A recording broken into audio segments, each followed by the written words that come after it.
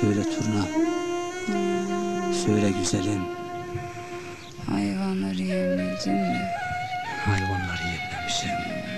Yemlemişim Turnam. Kürünlere su doldurmuşam. Bostana su aktarmışam. Hiç gözün arkada kalmaz.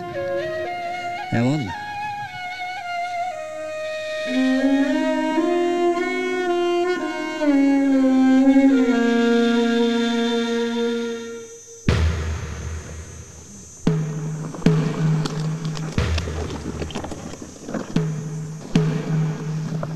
İyileşeceksin Turnam. Bir gün 100.000 yaşına geldiğimizde bu dağlara sırtımızı dayayacak Turnam. Belki çocuklarımız olacak. Bizi çocuklarına anlatacaklar. Dayan Turnam, şimdi yaşama zamanı. Biz neler gördük Gezi'den.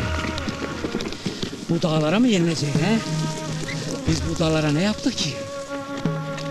Ağaç diktik. Gölgesinde yatsın diye.